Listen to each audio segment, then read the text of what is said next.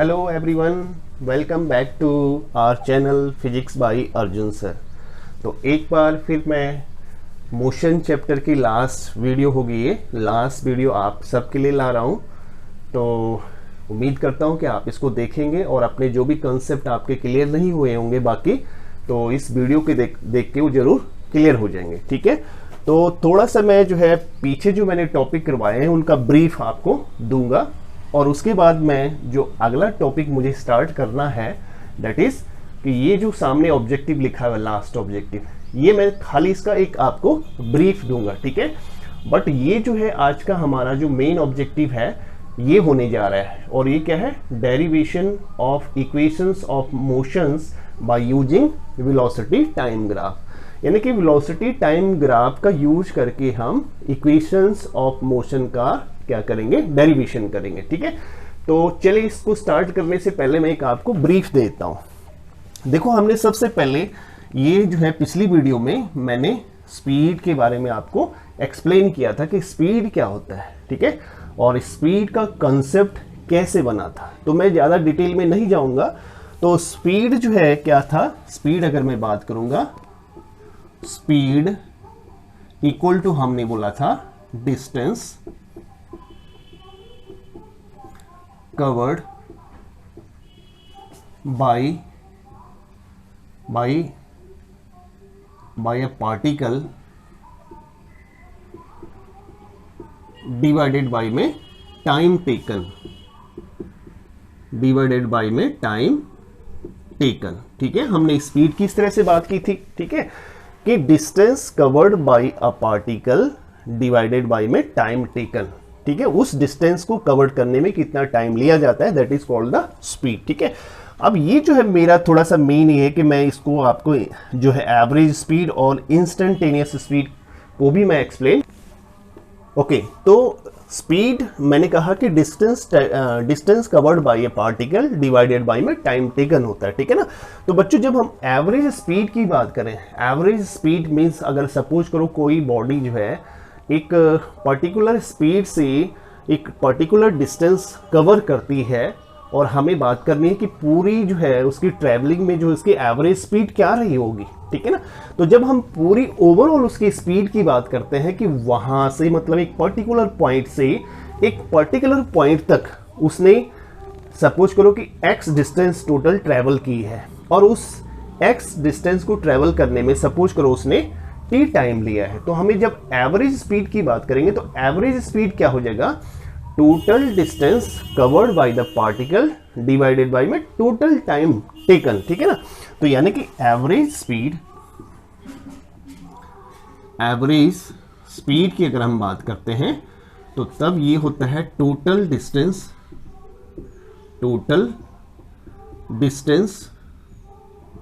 Bye में total time taken, या मैं इसको लिख दूं वी एवरेज इक्वल टू क्या हो जाएगा बच्चे, डेल्टा एक्स, यानी डिफरेंस इन डिस्टेंस ट्रेवल। ठीक है, डिवाइडेड बाय में टाइम कितना लिया गया, टोटल टाइम उसको कवर करने में कितना लिया गया। तो ये एवरेज स्पीड की हम बात करें तो एवरेज स्पीड मीन्स हम जब उस स्पीड की बात करते हैं जो ओवरऑल पूरी डिस्टेंस को कवर करने में उस बॉडी की जो है स्पीड होती है। अब अगर हम बात करें इंस्टेंटेनियस स्पीड क्या होता है, तो इंस्टेंटेनियस स्पीड को हम किस तरह से डिफाइन करेंगे कि किसी बॉडी की मतलब speed at a instant of time, okay, तो मैं बात कर रहा था इंस्टेंटेनियस स्पीड क्या होती है। तो instantaneous speed is defined as the speed at any instant of time, यानी पूरी ट्रेवलिंग में अगर हम किसी पर्टिकुलर पॉइंट पे अगर स्पीड की बात करते हैं उस बॉडी की, तो that speed is known as the instantaneous speed. ठीक है, और इंस्टेंटेनियस स्पीड क्या होता है, अगर हम एवरेज स्पीड की लिमिटिंग वैल्यू ले लें, लिमिटिंग वैल्यू का मीनिंग क्या होता है कि जहां पर टाइम इंटरवल ऑलमोस्ट क्या होता है, जीरो को टेंड करता है, तो उस स्पीड को हम क्या बोलेंगे, इंस्टेंटेनियस स्पीड। यानी इंस्टेंटेनियस स्पीड की अगर मैं बात करूं, इंस्टेंटेनियस स्पीड इक्वल टू हो गया लिमिटिंग वैल्यू, लिमिटिंग वैल्यू यानी डेल्टा टी टेंस टू 0, यानी टाइम इंटरवल लगभग क्या होना चाहिए, 0 होना चाहिए। और किसकी वैल्यू ले लिया हम, एवरेज की लिमिटिंग वैल्यू ले ली हमने। तो एवरेज की लिमिटिंग वैल्यू क्या हो गया आपकी, इंस्टेंटेनियस स्पीड। दैट मीन्स कि जब delta T tends to 0 means time interval लगभग हम क्या ले दें कि टाइम इंटरवल हम लगभग 0 के आसपास उसको मान के चलें, तो that speed is known as the instantaneous speed. और इसी को हम लिख सकते हैं बच्चे, क्या लिख सकते हैं इसको, यहां से मैं आगे इसको लिखा जा सकता है equal to D X by में डी टी। तो डी एक्स बाई में D T means D X क्या है, एक वेरी स्मॉल वैल्यू है, और डी टी भी क्या है, very small value. D x very small value है डी एक्स की, एंड डी टी भी क्या है, वेरी स्मॉल वैल्यू है किसकी, डेल्टा टी की। ठीक है, तो this speed is known as the instantaneous speed. तो इंस्टेंटेनियस स्पीड की जब हम बात करते हैं तो आपने जो व्हीकल की डैशबोर्ड में लगे हुए मीटर देखे होंगे, उनमें से एक मीटर स्पीडोमीटर भी होता है। ठीक है, तो वो स्पीडोमीटर जो एक्चुअली मेजर करता है वो इंस्टेंटेनियस स्पीड को मेजर करता है। ठीक है, तो आई होप आपको ये क्लियर हो गया होगा। अब बात करते हैं हम एक्सेलरेशन की। जल्दी से आपको एक, now I will talk about the acceleration. ठीक है, तो एक्सेलरेशन भी ऑलरेडी प्रीवियस वीडियो में मैं एक्सप्लेन कर चुका हूं, बट एक बार थोड़ा सा हम जो है जल्दी से इसको ब्रीफ कर लेते हैं। एक्सेलरेशन क्या होता है, the rate of change of velocity. हम बात कर रहे हैं एक्सेलरेशन की। Acceleration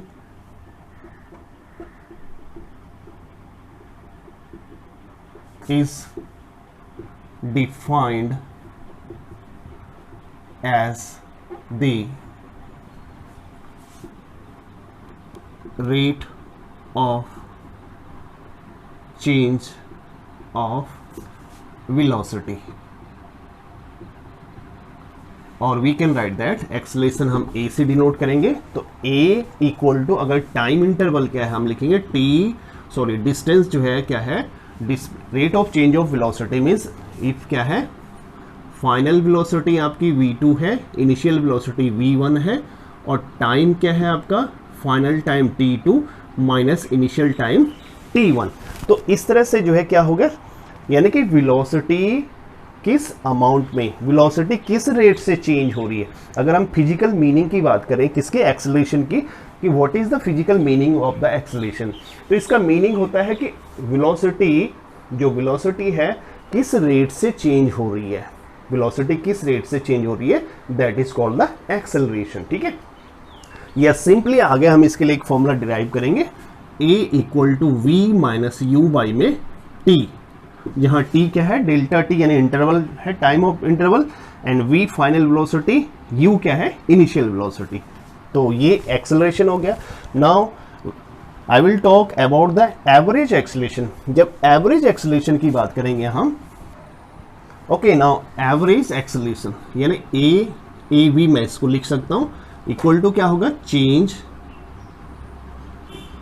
in velocity, change in velocity, और इस चेंज को होने में टोटल कितना टाइम लगता है, total time taken, total time taken.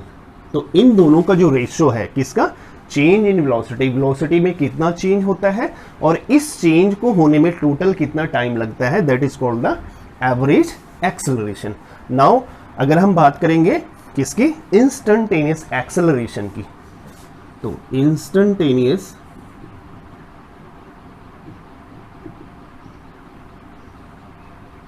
Acceleration is defined as the acceleration at any instant of time,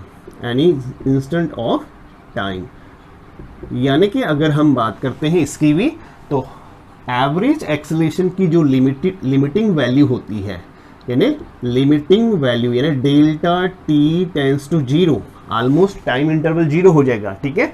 और किसकी लिमिटिंग वैल्यू? ए एवरेज की।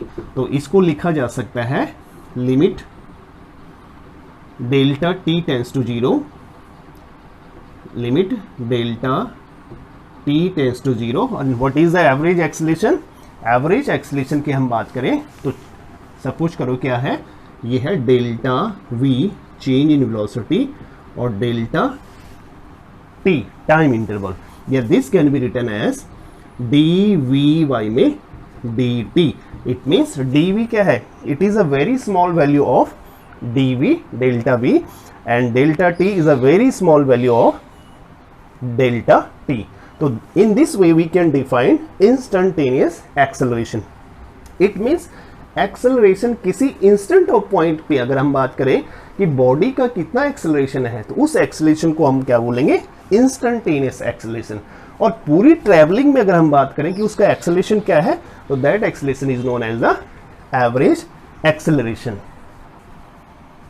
ओके, नाउ नेक्स्ट ऑब्जेक्टिव क्या है, यानी जो आज का मेन हमारा ऑब्जेक्टिव था, तो वो मैं अब इसको एक्सप्लेन करूंगा। और ये क्या है बच्चों, हमने वेलोसिटी टाइम ग्राफ जो है आपको पहले ही ऑलरेडी पिछले वीडियो में मैंने आपको एक्सप्लेन कर चुका हूँ, तो आप इस वीडियो में उसका लिंक मिल जाएगा। अगर आपको जो है वेलोसिटी टाइम ग्राफ या डिस्टेंस टाइम ग्राफ देखने हैं डिफरेंट कंडीशन के लिए, है ना, तो उसको आप प्रीवियस वीडियो में देख सकते हैं।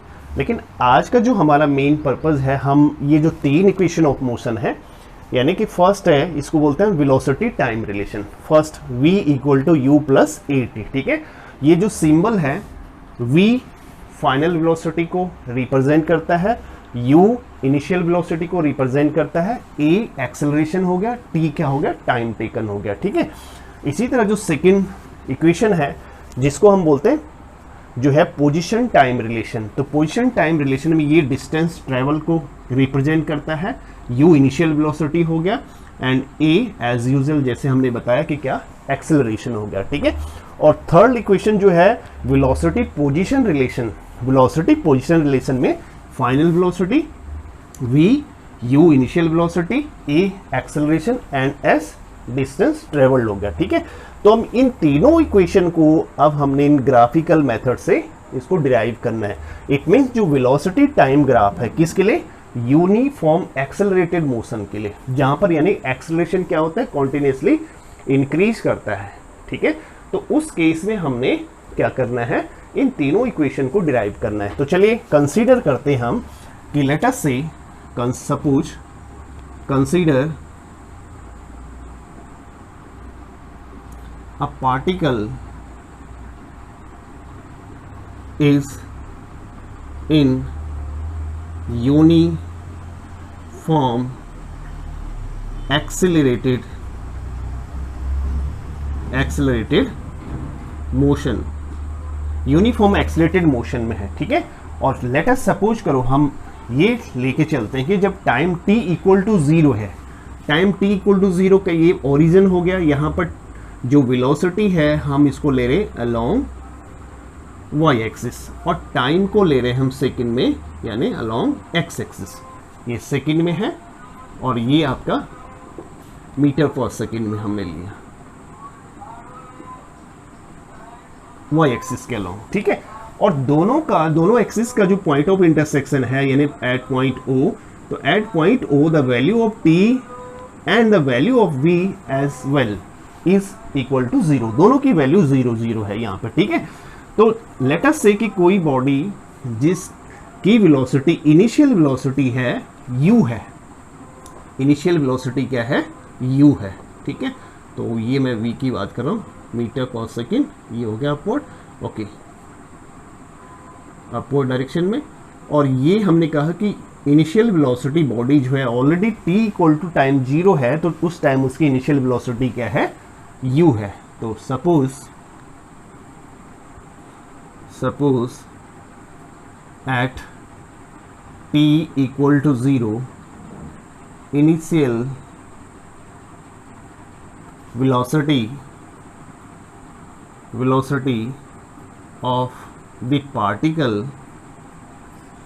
particle इज u, ठीक है। तो इट मीन्स ये फर्स्ट लोकेशन होगी, t इक्वल टू 0, तो वेलोसिटी इस पॉइंट पे क्या है, u है। अब लेट अस से कि आफ्टर t टाइम ये जो है वेलोसिटी u से इंक्रीज होकर के v हो जाती है, u से इंक्रीज होकर के वेलोसिटी यानी 0 से इंक्रीज हुई, 0 से यानी t इक्वल टू 0 था, 0 है, तो already body u initial velocity से जो है मूव कर रही है, और after t time late us से वेलोसिटी u से इंक्रीज होकर के v हो जाती है। तो इसकी लोकेशन अगर हमने देखनी है तो यहां से क्या करेंगे, आप एक x एक्सिस के पैरेलल चलेंगे और ठीक कहां तक चलेंगे, t टाइम तक चलेंगे। इसी तरह v वेलोसिटी को हमने देखना इस पॉइंट पे क्या है, तो t टाइम से चलेंगे अलोंग द y एक्सिस यानी parallel to y axis and just up to the velocity v। तो this is another location, this is the first location. तो दोनों को हम जो है अगर ज्वाइन कर दें तो हमें मिल जाएगा क्या, वेलोसिटी टाइम ग्राफ। किसके लिए, यूनिफॉर्म मोशन के लिए वेलोसिटी टाइम ग्राफ। कुछ इस तरह का, दोनों पॉइंट को ज्वाइन कर दिया तो इस तरह का हमें ग्राफ मिल गया, ठीक है। ओके, अब हमने क्या करना है इसके लिए, अब आप यहां से यानी इस पॉइंट से सपोज करो हम कंसीडर कर लेते हैं इसी ग्राफ के ऊपर 2 पॉइंट, ये पॉइंट A कंसीडर कर लिया हमने और ये पॉइंट B कंसीडर कर लिया, ठीक है। और A पॉइंट और B पॉइंट हमने जब ग्राफ पे कंसीडर किया तो हम ठीक B पॉइंट से एक परपेंडिकुलर ड्रॉ करते हैं, यानी यहां से परपेंडिकुलर ड्रॉ करो। किस पे परपेंडिकुलर ड्रॉ करना है आपने, x एक्सिस पे, ये परपेंडिकुलर ड्रॉ कर दिया आपने, ठीक है। इन द सिमिलर वे आपने A से परपेंडिकुलर ड्रॉ करना है और लेट अस से कि इस पॉइंट को हम एज्यूम कर लें, ये हमने जो है एज्यूम कर ले ये पॉइंट D, ओके। अब सिमिलरली आपने A से परपेंडिकुलर ड्रॉ करना है ऑन BD। तो ये दो कंस्ट्रक्शन हमने कर दी यहां पर, एक तो आपने BD को परपेंडिकुलर ड्रॉ किया on x axis and then AC, let us say this is point C, AC हमने एक परपेंडिकुलर ड्रॉ किया किस पे, ऑन BD पे, ठीक है। ये कंस्ट्रक्शन वर्क हो गया। अब हम इन तीनों इक्वेशन को किस तरह से इस ग्राफ से यानी वेलोसिटी टाइम ग्राफ से हम क्या करेंगे, डिराइव करेंगे। तो इसके लिए सबसे पहले ये देखिए, मैंने आपको पिछली वीडियो में समझाया था बच्चों कि वेलोसिटी टाइम ग्राफ में जो स्लोप होता है, वेलोसिटी टाइम ग्राफ में slope means velocity time graph और x एक्सिस के बीच में जो एंगल होता है वो एंगल क्या शो करता है, वो एंगल एक्सेलरेशन को शो करता है। इट मींस कि अगर सपोज करो ये एंगल थीटा है, दिस एंगल इज थीटा, तो थीटा यहां पर A और B पॉइंट के बीच, A और B पॉइंट के बीच इस पार्टिकल का क्या रिप्रेजेंट करेगा, इस पार्टिकल के एक्सेलरेशन को रिप्रेजेंट करेगा, ठीक है ना। तो हम जो है इस थीटा की वैल्यू, थीटा मींस हम एक्सेलरेशन कैलकुलेट करने जा रहे हैं किस, कहां, बिटवीन A टू B। तो now what we have done, to construction work यानी that is BD draw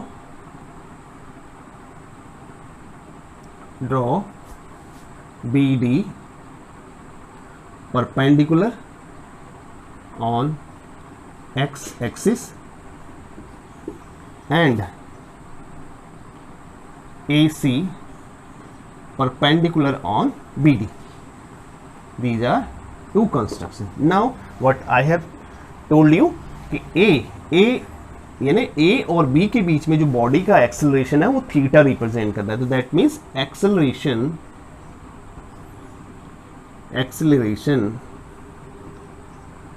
of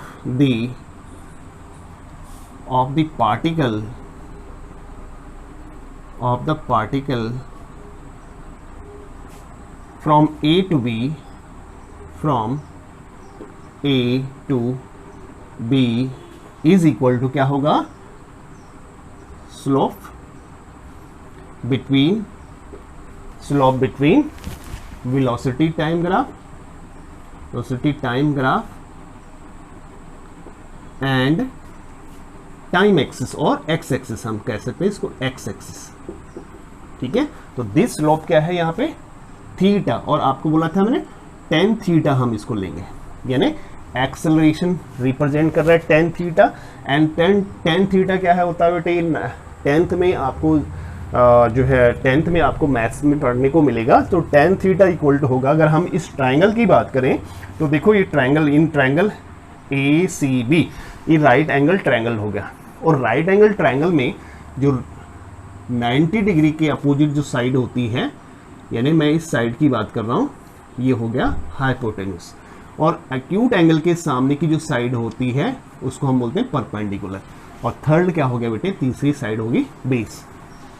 तो टेन थीटा इक्वल टू होता है बेटे परपेंडिकुलर बाय में बेस, ठीक है। तो परपेंडिकुलर क्या है यहाँ पे, इसको लिख देते हैं बी सी, और बेस क्या है बच्चों, परपेंडिकुलर बाय में बेस, बेस है आपका ए सी, ठीक है। अब बी सी को हम कैसे कैलकुलेट करेंगे ये, तो ध्यान दीजिएगा, अगर यहां से यहां इधर को आते हैं तो जितना ये होगा उतना ये होगा। तो यहां से यानी इस वैल्यू से, यानी कि हम O से अगर इस पॉइंट तक चलते हैं तो कितना वेलोसिटी कवर हो जाता है, v वेलोसिटी कवर हो जाती है। और O से जब हम इस पॉइंट तक यानी A पॉइंट तक चलते हैं तो कितनी वेलोसिटी कवर होती है, u वेलोसिटी बनती है, ठीक है। तो ये वेलोसिटी v हो गया, ये वेलोसिटी u हो गया। तो ये पोर्शन कितना बच जाएगा, पूरे में से हम इस वेलोसिटी को माइनस कर देंगे, v माइनस यू, ये पोर्शन हो गया। और v माइनस यू अगर ये है तो ये भी क्या होगा, v माइनस यू, क्योंकि ये इसी के पैरेलल हो गया। तो इट मीन्स कि ये जो हम बात कर रहे हैं इसकी, यानी परपेंडिकुलर की, ये क्या हो गया, v माइनस यू के इक्वल हो गया। अब बात करते हैं इस बेस की, ये बेस कितना होगा, जितना ये होगा, ठीक है, ये इसके पैरेलल हो गया। तो यहाँ से यहाँ तक कितना टाइम, कितना है, t टाइम हो गया, यानी ये t है तो ये भी क्या है, t है। तो हम इसको लिख सकते हैं बी सी इक्वल हो गया बच्चे v माइनस ई, और ए सी हो गया t, ठीक है। तो आगे इसको लिखा जा सकता है क्या, यानी a equal to V minus U over T. अच्छा, ये हो जाएगा आपका A T equal to V minus U, और that this can be written as v equal to you plus A T. This is the first equation of motion, यानी हम जिसको velocity time relation भी बोलते हैं। तो किस तरह से हमने इसको वेलोसिटी टाइम रिलेशन को किससे ड्राइव कर दिया, वेलोसिटी टाइम ग्राफ से, ठीक है। Okay, now we will derive this equation that is s equal to u t plus half a t square को हम इस वेलोसिटी टाइम ग्राफ से डिराइव करेंगे। तो कैसे हमें क्या कैलकुलेट करना है, डिस्टेंस ट्रेवल्ड क्या होता है। अगर हम बात करेंगे टी टाइम में कितनी डिस्टेंस ट्रेवल हुई, तो मैंने आपको पिछली वीडियो में इसको भी एक्सप्लेन किया हुआ है कि वेलोसिटी टाइम ग्राफ के जो यूजेस हैं, एक तो क्या है कि हम वेलोसिटी टाइम ग्राफ से किसी पर्टिकुलर टाइम में एक्सेलरेशन को फाइंड आउट कर सकते हैं, one thing. And second thing क्या बताया था बच्चों मैंने आपको, कि हम वेलोसिटी टाइम ग्राफ की हेल्प से we can also find out the distance travelled in a particular time duration, ठीक है। अगर पर्टिकुलर टाइम ड्यूरेशन में हमने डिस्टेंस ट्रेवल को फाइंड आउट करना है, that is the magnitude of the displacement, भी हम इसको कह सकते हैं magnitude of the displacement find out करना है, तो वो भी हम इससे इजीली कैलकुलेट कर सकते हैं। तो नाउ हमें क्या फाइंड आउट करना है, distance travel in time T, ठीक है। तो डिस्टेंस ट्रेवल की अगर हम बात करें तो मैंने कहा था कि जो डिस्टेंस ट्रेवल होती है वो किसके इक्वल होता है, एरिया, जो भी एरिया होता है अंडर किसके, velocity time graph and x axis के बीच में जो जितना भी एरिया होता है, that area is equal to the distance travel by the body, ठीक है। तो then now we are going to calculate distance travelled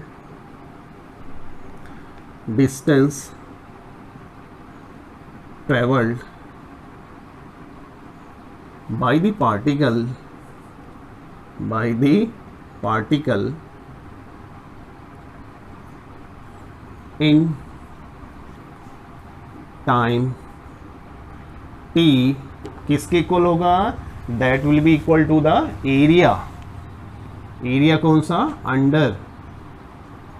under v t graph and x x axis जो भी है आपका ये पूरा एरिया। अब इस एरिया की बात करते हैं। देखिए अगर मैं इस एरिया की बात करूंगा तो क्या एरिया इसके अंदर आता है, तो देखिए जरा। अच्छा, इसको हम रब कर देते हैं थोड़ी देर के लिए क्योंकि इसका हम यूज कर चुके हैं। अब यहाँ पर देखिए अगर हम इसकी बात करते हैं तो यहाँ पर बच्चे ये एरिया, एक तो ये ट्राइंगल आता है और एक आता है आपका ये रेक्टेंगल। दैट मीन्स कि हमें ये टोटल एरिया को जो है क्या करना पड़ेगा, कैलकुलेट करना पड़ेगा। Area of the right angle triangle and area of the rectangle, दोनों के एरिया को हम क्या कर देंगे, ऐड कर देंगे, तो वही हमारे पास क्या आ जाएगा, टोटल डिस्टेंस कवर्ड आ जाएगा। ठीक है, तो टोटल डिस्टेंस कवर्ड की मैं बात कर रहा हूं, that is S area. It means area ये हो गया area of right angle triangle ACB plus area of rectangle what ACDO। ठीक है, तो चलिए इसको स्टार्ट करते हैं। एरिया ऑफ ट्राइंगल क्या होता है बच्चों, 1/2 base into height plus area of rectangle क्या होता है बच्चों, लेंथ इंटू ब्रेथ होता है। ठीक है, तो 1/2 बेस क्या हो गया इस ट्राइंगल का, ये, और ये ऑलरेडी हमने पहले भी कैलकुलेट किया था कि यहाँ से यहाँ तक t है, ये t है, तो ये पोर्शन भी किसके इक्वल होगा, t के इक्वल होगा, ये t, तो यानी t और h हाइट ये हो गया। तो ये ऑलरेडी हमने समझा दिया कि हमने कैसे इसको कैलकुलेट किया, v minus u, that means this minus में दिस, तो that will be equal to BC। Okay, plus length of the rectangle, तो ये रेक्टेंगल है, इसका लेंथ हमने ले लिया t, यानी ये साइड t हो गया, और दिस साइड यहाँ से यहाँ तक कितना हो गया, u, यानी इनटू u हो गया।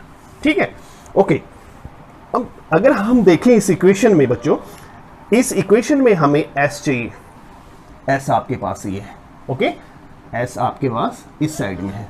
उसके बाद आपको इस इक्वेशन में u भी चाहिए, तो u भी हमारे पास है, लेकिन इस इक्वेशन में अगर आप देखें तो कहीं भी हमें v नजर नहीं आ रहा है। ठीक है, तो इट मीन्स किसी भी तरह से हमने इस v को हमें यहां से, ओके, तो मैं ये कह रहा हूं कि हमें इस इक्वेशन से किसी भी तरह से इस v को एलिमिनेट करना है। ठीक है, तो इसको एलिमिनेट करने का क्या तरीका, क्या हमारे पास v के फॉर्म में कोई फॉर्मूला है या इक्वेशन है, तो चलिए बात करते हैं। पहले इसको लिख देते हैं, s equal to 1/2 into t, और ये ब्रैकेट हो गया, और v इक्वल टू लिख दिया मैंने u प्लस AT। कहाँ से लिखा अभी मैं बात करता हूँ, minus u bracket close plus UT, ये u पहले लिख दिया मैंने, t बाद में लिख दिया। देखो आपको फर्स्ट इक्वेशन ऑफ मोशन अभी हमने ड्राइव किया था, v equal to u plus AT, तो ये हमने v के प्लेस में ये सब्स्टिट्यूट कर दिया, इस वैल्यू को सब्स्टिट्यूट कर दिया, तो इसको सब्स्टिट्यूट किया तो यहाँ u से u क्या हो गया, कैंसिल आउट हो गया। ठीक है, तो चलिए इसको आगे सिंप्लीफाई करते हैं। s इक्वल टू 1/2 t और AT रह गया हमारे पास, इसको अंदर मल्टीप्लाई कर दें तो ये हो जाएगा 1/2 AT square and this plus UT। तो now it can be written as s equal to UT plus 1/2 AT square. तो ये आपकी सेकेंड इक्वेशन ऑफ मोशन हमने किस तरह से इसे डिराइव कर दी। ठीक है, तो इसमें सिंपली क्या था, क्या करना था हमें, distance covered means area under velocity time graph हमें कैलकुलेट करना था। ठीक है, अब हम तीसरी इक्वेशन ऑफ मोशन को डिराइव करेंगे, इसी से तीसरी इक्वेशन ऑफ मोशन को डिराइव करेंगे। Now third equation of motion. ठीक है, third equation of motion that is v square equal to u square plus 2as। इसको हम पोजीशन वेलोसिटी रिलेशन बोलते हैं, पोजीशन वेलोसिटी रिलेशन इसको कहा जाता है। इस पोजीशन वेलोसिटी रिलेशन को भी हम जो है इसी ग्राफ से डिराइव करेंगे। कैसे करेंगे, देखिए ग्राफ हम तीनों के लिए एक ही यूज कर रहे हैं। अब यहाँ पर अगेन हमें डिस्टेंस ट्रेवल कवर करना है। ठीक है, डिस्टेंस ट्रेवल कितना जो है होता है उसको कैलकुलेट करना है। तो अगर हम डिस्टेंस ट्रेवल की बात करें बच्चों, तो पहले तो हमने इसी डिस्टेंस ट्रेवल को 2 पार्ट्स में इसको डिवाइड करके कैलकुलेट किया था। एक तो ट्राइंगल हो गया, एक रेक्टेंगल हो गया। तो क्या हम इस पूरी डिस्टेंस को, जो ये एरिया है, अगर थोड़ी देर के लिए हम बात करें तो आपको एक फिगर कोई और नज़र आ रही होगी भाई बच्चों। आई एम श्योर आप इतना समझ गए होंगे कि कौन सी फिगर है ये। ठीक है, आपकी मैं जो है सब बातें समझ गया कि कौन सी फिगर आप सोच रहे हैं। ठीक है, ये हो गया ट्रेपीजियम। अब मैं बात कर रहा हूँ इस फिगर की, ये ट्रेपीजियम हो गया।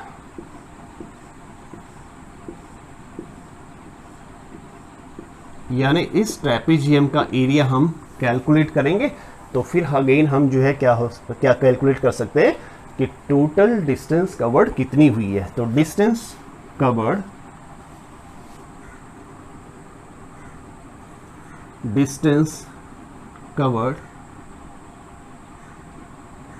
इक्वल टू क्या होता है, area under VT graph and x axis यानी टाइम एक्सिस। ठीक है, तो यहां पर क्या लिख दिया हमने, area of trapezium,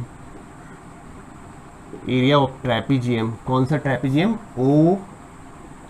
O A B D, इसका एरिया फाइंड आउट कर देंगे। ठीक है, तो एरिया ऑफ ट्रेपीजियम क्या होता है बच्चों, 1/2 sum of two parallel side, sum of two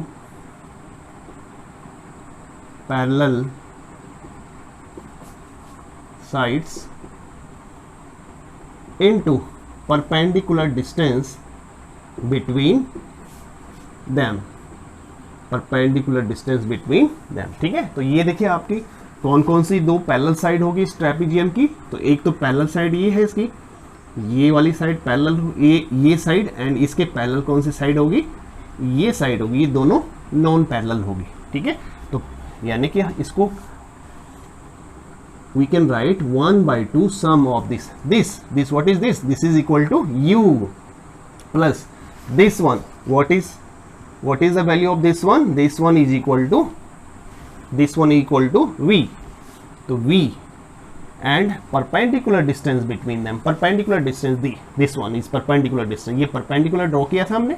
ठीक है, तो ये perpendicular हो गया आपका, तो this is equal to t।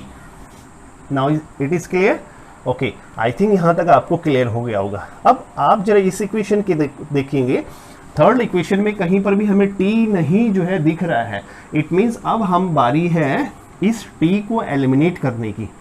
इससे प्रीवियस इक्वेशन जो थी हमारी, यानी पोजीशन टाइम रिलेशन, यहाँ पर जब हमने क्या किया था तो वहाँ पर हमें v को एलिमिनेट करना पड़ा, क्योंकि यहाँ पर v नहीं था। इस इक्वेशन में आप देखेंगे तो क्या है, t नहीं है। तो t को कहाँ से एलिमिनेट करेंगे बच्चों, उसी फर्स्ट इक्वेशन ऑफ मोशन से, v equal to u plus A t. यहाँ से t की वैल्यू बनाओ, तो पहले तो v माइनस u ये हो गया equal to a t, and then we can write v minus u over a equal to t। यानी इस वैल्यू को आप यहाँ सब्स्टिट्यूट कर दें। ठीक है, तो अगर इसको हम सब्स्टिट्यूट करें तो चलो इसको यहाँ से स्टार्ट करते हैं।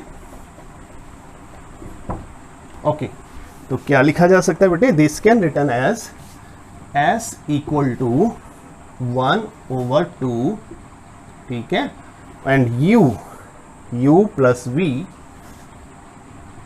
ब्रैकेट क्लोज, एंड t की वैल्यू हमने कहा v माइनस u ओवर हम लिख सकते a। Clear, okay. Now this can be written as s equal to 1/2a, okay, and v plus u and v minus u। We can, भाई ये हमने अरेंज कर दिया, v को पहले लिख दिया, कोई नहीं, दिस प्लस दिस एक ही बात है, ये दोनों इक्विवेलेंट होता है, एक ही, 1 प्लस 2 इक्वल टू 2 प्लस 1। ठीक है, तो ये भी 1 plus 2 equal to 2 plus 1, this equal to 3, this is also equal to 3। तो ऐसे u plus v equal to v plus u, तो हमने इसको ऑर्डर चेंज कर दिया। ठीक है, तो ये इस तरह हो गया। ओके, इसको क्रॉस मल्टीप्लाई कर दो, तो ये हो गया 2as equal to, and this is what, एक आइडेंटिटी आपने पढ़ी होगी, a plus b, a minus b, this is a, this is b, this is a, this is b।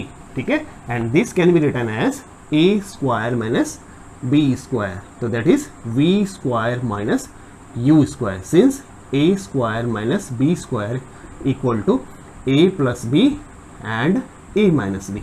ठीक है, तो now this is equal to v square equal to u square plus 2as। ठीक है, इसको हम left hand side की तरफ ले आए। तो ये जो है थर्ड इक्वेशन ऑफ मोशन, ठीक है, जिसको हम क्या बोल रहे हैं, पोजीशन वेलोसिटी रिलेशन भी जो है इस वेलोसिटी टाइम ग्राफ से हमने इसको डिराइव कर दिया। ठीक है, okay, now next topic and I think last topic है इस मोशन चैप्टर का। तो अगर हम बात करें इस लास्ट टॉपिक की, तो ये है circular and uniform circular motion. ठीक है, तो इट मीन्स इस टॉपिक में मैं आपको समझाऊंगा कि एक तो सर्कुलर मोशन क्या होता है and then we will come to know what is the uniform circular motion. तो simply circular motion means if the body is moving in a circular path, if a body is moving in a circular path, then the motion is said to be circular motion. Okay, so now I am talking the last topic of this chapter and this is circular and uniform circular motion. ठीक है, तो it means हम ये we will try to understand कि what is circular motion and what is the uniform circular motion. ठीक है, तो simply circular motion means if the body is moving in a circular path, अगर कोई body circular path में move कर रही है तो then the motion of the body is said to be circular. ठीक है, तो इट मीन्स अगर हम किसी पार्टिकल की या किसी बॉडी की बात करते हैं कि एक पार्टिकल लेटर से ये पी पार्टिकल है और ये कॉन्टिन्यूसली जो है इस सर्कुलर पाथ में मूव कर रहा है जिसका सेंटर सी है और जो है ये लगातार इस तरह से मूव कर रहा है। ठीक है, ये इसका जो है हर पॉइंट पे अगर हम बात करें तो इस तरह से एक सर्कुलर पाथ में मूव कर रहा है, तो उस मोशन को हम बोलेंगे सर्कुलर मोशन। और यूनिफॉर्म सर्कुलर मोशन ये तब हो जाएगा बच्चे जब उसका मोशन यूनिफॉर्म हो जाता है। यूनिफॉर्म मीन्स अगर बॉडी जो है एक कांस्टेंट स्पीड से सर्कुलर पाथ में मूव करती है, इट मीन्स एक स्पीड क्या हो जाए, स्पीड कांस्टेंट हो जाए। किसमें कांस्टेंट हो जाए, in circular motion. In circular motion, circular motion में अगर स्पीड कांस्टेंट हो जाए तो then the motion is said to be uniform circular motion. ठीक है, चलो अब इस सर्कुलर मोशन में अगर कोई बॉडी होती है तो उसमें क्या क्या और जो है टर्म्स इसके साथ जुड़े हुए हो सकते हैं, उन पे हम बात करेंगे। ठीक है, सबसे पहले हम बात करेंगे कि अगर कोई बॉडी यूनिफॉर्म सर्कुलर मोशन में है तो क्या बच्चों, क्या उसकी जो है वेलोसिटी भी कांस्टेंट रहेगी? अगर उसकी स्पीड कांस्टेंट है तो क्या उसकी वेलोसिटी भी कांस्टेंट रहेगी? तो आई थिंक आपका आंसर होना चाहिए नो। ठीक है, नो इसलिए कि जब मैंने आपको वेलोसिटी की बात की थी, यानी अगर हम वेलोसिटी की बात करते हैं तो वेलोसिटी क्या होता है बच्चों, डिस्प्लेसमेंट ओवर टाइम होता है। ठीक है ना, तो इट मीन्स वेलोसिटी क्या है, वेलोसिटी एक वेक्टर क्वांटिटी है। ठीक है, और कोई भी वेक्टर क्वांटिटी दो फैक्टर पे डिपेंड करती है। किस पे, एक तो डायरेक्शन पे डिपेंड करती है बच्चों और एक मैग्नीट्यूड पे डिपेंड करती है। इट मीन्स अगर हम वेलोसिटी की बात करेंगे तो वेलोसिटी दो कंडीशन में चेंज हो सकती है। अगर डायरेक्शन चेंज हो तो भी चेंज हो जाएगी, अगर मैग्नीट्यूड चेंज हो रहा हो तो भी चेंज हो जाएगी, अगर दोनों ही चेंज हो रहे हो तो भी चेंज हो जाएगी। अगर दोनों चेंज नहीं हो रहे हो तो उस कंडीशन में वेलोसिटी नहीं चेंज होगी। तो अगर इस सर्कुलर पाथ में देखिए आप, अगर इस सर्कुलर पाथ में अगर हम देखें तो हमने कहा भी चलो वेलोसिटी उसकी स्पीड कांस्टेंट है, हमने कहा कि स्पीड उसकी, अच्छा हम ये बात कर रहे हैं कि सर्कुलर पाथ में उसकी स्पीड कांस्टेंट है। ठीक है, बट देखेंगे अगर हम एवरी पॉइंट पे देखेंगे in the circular path the direction of the body is continuously changing, in a direction continuously change हो रही है।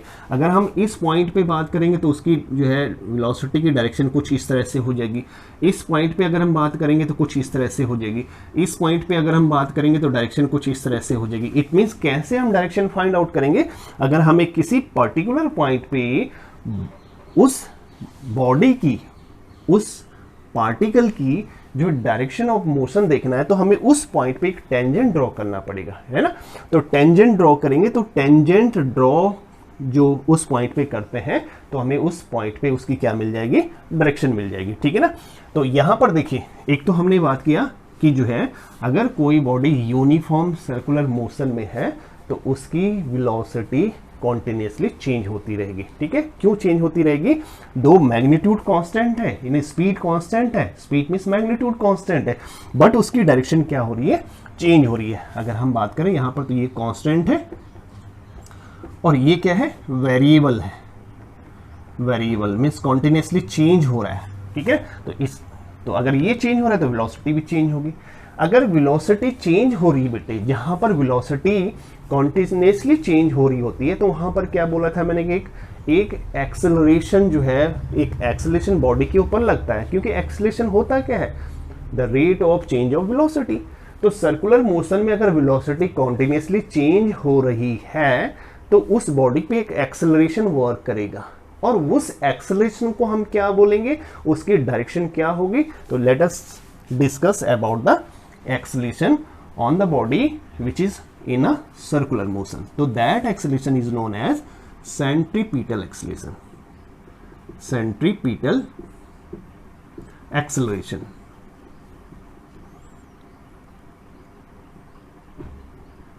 Acceleration.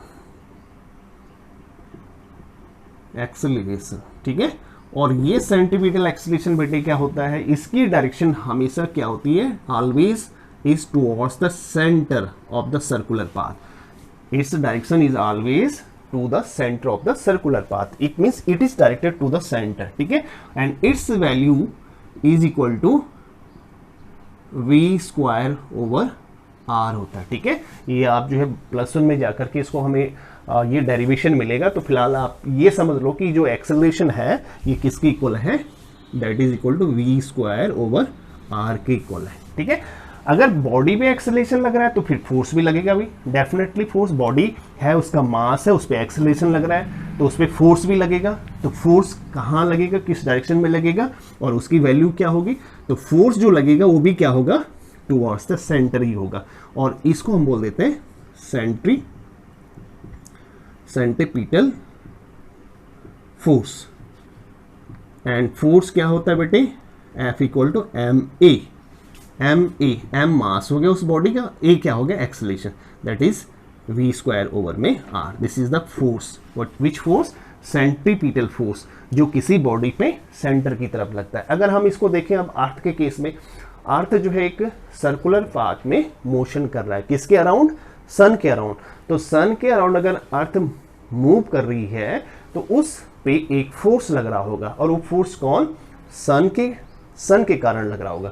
And that force will be equal to mv square by में r। और यही force क्या होता है बेटे, किसी बॉडी को लगातार जो एक सर्कुलर पाथ में क्या रख के रखता है, उसको कंटिन्यूस सर्कुलर पाथ में मूव करने के लिए उसको ये फोर्स प्रोवाइड करता रहता है। तो this force helps a body to move in a circular path. Okay, अगर लेटस से कि हमें कैलकुलेट करना हो कि ये अगर बॉडी एक पूरा जो है राउंड कंप्लीट करती है और इस राउंड को कंप्लीट करने में उसकी जो है स्पीड क्या होगी, तो हम स्पीड को कैसे कैलकुलेट कर सकते हैं बेटे, स्पीड इक्वल टू क्या होगा, पूरा जो डिस्टेंस ट्रेवल करेगा। तो एक अगर सपोज करो एक पूरा जो है राउंड इसका कंप्लीट करता है तो डिस्टेंस किसके इक्वल हो जाएगा, इक्वल टू द